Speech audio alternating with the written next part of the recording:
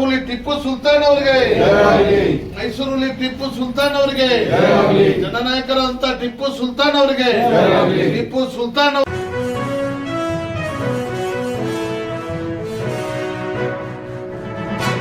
ರಾಷ್ಟ್ರೀಯ ಹಿಂದೂ ಸಂಘಟನೆಯ ಉತ್ತರ ಕರ್ನಾಟಕ ಅಲ್ಪಸಂಖ್ಯಾತರ ಘಟಕದ ವತಿಯಿಂದ ಇವತ್ತಿನ ದಿವಸ ಹಳೆ ಹುಬ್ಬಳ್ಳಿಯಲ್ಲಿರುವ ದಿವಂಗತ ಎಜೆ ಮುದೋಳವರ ಕಚೇರಿಯಲ್ಲಿ ಹಜರತ್ ಟಿಪ್ಪು ಸುಲ್ತಾನ್ ಅವರ ಜಯಂತಿ ಬಹಳ ವಿಜೃಂಭಣೆಯಿಂದ ಆಚರಣೆ ಮಾಡಿದ್ದೇವೆ. ಹಜರತ್ ಟಿಪ್ಪು ಸುಲ್ತಾನ್ ಅವರು ಇವತ್ತು ದೇಶದಲ್ಲಿ RSS ಆಗಿರ್ಬೋದು, ಮತೀವಾದಿ ಆಗಿರ್ಬೋದು, BJP ಅವರು ಆಗಿರ್ಬೋದು, ಸಂಘ ಪರಿವಾರದ ಜನ ಇವತ್ತು ಅವ್ರ ಹೆಸರಿಗೆ ಒಂದು ಕಳಂಕ ತರುವಂತ ಹುನ್ನಾರ ನಡೆಸ್ತಾ ಇದ್ದಾರೆ. ಯಾಕಂದ್ರೆ ಟಿಪ್ಪು ಸುಲ್ತಾನದ ಇತಿಹಾಸ ಅವ್ರು ಎಂದೂ ಓದಿಲ್ಲ, ಅವ್ರಿಗೆ ಗೊತ್ತೂ ಇಲ್ಲ.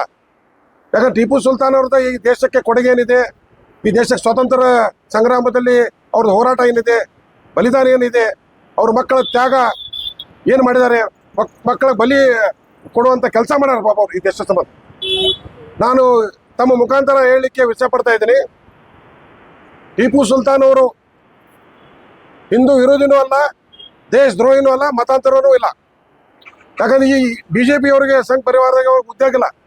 ಯಾಕಂತಂದ್ರೆ ಟಿಪ್ಪು ಸುಲ್ತಾನ್ ಅವರು ಸರ್ಕಾರ ಇದ್ದಾಗ ಪಾಠ್ಯ ಪುಸ್ತಕದಿಂದ ಅವರು ಸ್ಟೋರಿಯನ್ನು ತೆಗೆದು ಹಾಕ್ಯಾರ. ಅವರು ತೆಗೆದು ಹಾಕೋದ್ರಿಂದ ಏನು ನಮಗೆ ಫರಕ್ ಬೀಳೋದಿಲ್ಲ. ಯಾಕಂದ್ರೆ ಇಡೀ ಟಿಪ್ಪು ಸುಲ್ತಾನ್ ಅವರ ಮಂತ್ಯಾನದ ಬಗ್ಗೆ ಇಡೀ ದೇಶ ವ್ಯಾಪ್ತಿಯಲ್ಲಿ ಚರ್ಚೆ ಆಗ್ತೈತೆ. ಅವರು ಟಿಪ್ಪು ಸುಲ್ತಾನದ ಮಂತ್ಯಾನದ ಏನಿದೆ ಅನ್ನೋದು ಇಡೀ ಜಗತ್ ಜಾರಿ ಐತೆ. ಯಾಕಂತಂದ್ರೆ ಟಿಪ್ಪು ಸುಲ್ತಾನ ಇವತ್ತು ಮತೀವಾದಿ ಮತ್ತು ನಮ್ಮ ದೇಶದವರು ಆಗಿದ್ದಾರೆ. ಆದರೆ ಶೃಂಗೇರಿಯಲ್ಲಿ ಮರಾಠಗರು ಬಂದು ಶೃಂಗೇರಿ ಮಠವನ್ನು ಲೂಟ್ ಮಾಡಿದ್ರು. ಅಲ್ಲಿ ಬಂಗಾರ ಚಿನ್ನ ಎಲ್ಲ ತಗೊಂಡು ಲೂಟ್ ಮಾಡಿ ಹೋಗಿ ಆಮೇಲೆ ಆ ಮಠವನ್ನು ಧ್ವಂಸಗೊಳಿಸಿದ್ರು. ಅಂತ ಒಂದು ಸಂದರ್ಭದಲ್ಲಿ ಟಿಪ್ಪು ಸುಲ್ತಾನ್ ಅವರು ಆ ಮಠಕ್ಕೆ ಬಂದು ಭೇಟಿ ಕೊಟ್ಟು ಆ ಮಠದ ಪುನಃ ನಿರ್ಮಾಣ ಮಾಡಿ ಅದು ಕಟ್ಟಿಸ್ಕೊಡುವಂತ ಕೆಲಸ ಯಾರು ಮಾಡ್ಯಾರಪ್ಪ ಅಂತಂದ್ರೆ ಅದು ಹಜರತ್ ಟಿಪ್ಪು ಸುಲ್ತಾನ್ ಅಂತ ಹೇಳಿ ಘಂಟಾಘೋಷವಾಗಿ ಹೇಳಲಿಕ್ಕೆ ಇಷ್ಟಪಡ್ತಾ ಇದೆ. ಯಾಕಂದ್ರೆ ಈ ಮತೀವಾದಿಗಳಿಗೆ ನಾವು ಪಾಠ ಕಲಿಸಲೇಬೇಕಾಗ್ತದೆ. ಯಾಕಂದ್ರೆ ಇವರಿಗೆ ಉದ್ಯೋಗ ಇಲ್ಲ. ಆದ ಕಾರಣ ಮುಂಬರೋ ದಿನಗಳೊಳಗೆ ಈ ದೇಶದಲ್ಲಿ ಧರ್ಮ ಜಾತಿ ಅನ್ನೋದು ಏನು ಉಳಿಯೋದಿಲ್ಲ.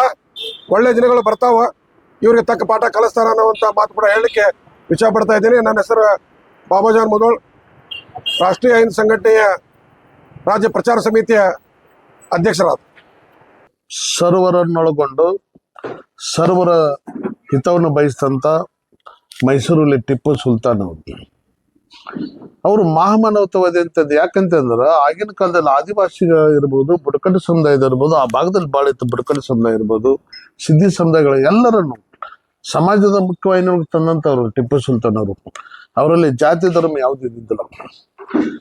ಟಿಪ್ಪು ಸುಲ್ತಾನ್ ಅವರು ಇದ್ದಂಥ ಸಂದರ್ಭದಲ್ಲಿ ಹಲವಾರು ಹಿಂದೂ ದೇವಾಲಯಗಳು, ಶೃಂಗೇರಿ ಮಠ ಸೇರಿದಂತೆ ಅನೇಕ ಮಠಗಳನ್ನ ಜೀರ್ಣೋದ್ಧಾರ ಮಾಡಿ ಆರ್ಥಿಕವಾಗಿ ಸಹಾಯ ಮಾಡಿದಂತ ಮಹಾನ್ ಪುರುಷರವರು.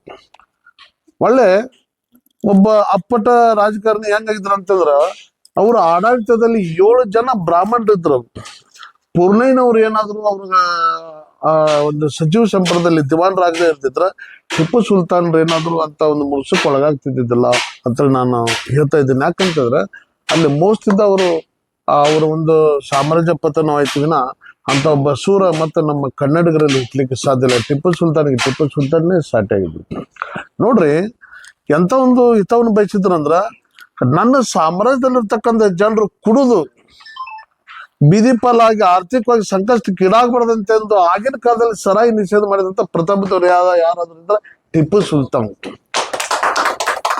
ಎರಡನೇದಾಗಿ ಈ ನಮ್ಮ ಮನುಸ್ಮೃತಿ ಮನುವಾದಿಗಳು ಎಂತ ಒಂದು ಆಚಾರ ವಿಚಾರಗಳನ್ನ ಇಟ್ಬಿಟ್ಟಿದ್ರಂದ್ರ, ಯಾವ ಶೂದ್ರ ಜನಾಂಗದಲ್ಲಿ, ದಲಿತ ಜನಾಂಗದಲ್ಲಿ, ಅಲೆಮಾರಿ ಬುಡಕಟ್ಟು ಸಮುದಾಯದಲ್ಲಿ ಹುಟ್ಟಿದಂತ ಹೆಣ್ಣು ಮಕ್ಕಳು ಅವ್ರೇನಿತ್ತಲ್ಲ ಮೇಲೆ ಬಟ್ಟೆನ ಹಾಕುವಂತ ಪರಿಸ್ಥಿತಿ ಇದ್ದಿಲ್ಲ. ಅಂದ್ರೆ ಅವರು ತಮ್ಮ ಎದೆಯ ಗೊಪ್ಪನ್ನ ಕಾಣ್ತಿರ್ಬೇಕು ಅಂದ್ರೆ ಮಲೆ ಅವರ ಸ್ತನಗಳ ಮೇಲೆ ತೆರಿಗೆಯನ್ನ ಕಟ್ಟಿಸ್ಕೊತಿದ್ರು ಇವ್ರು, ಯಾರು ಮನಸ್ಮೃತಿ ಉಳ್ಳಂತವ್ರು.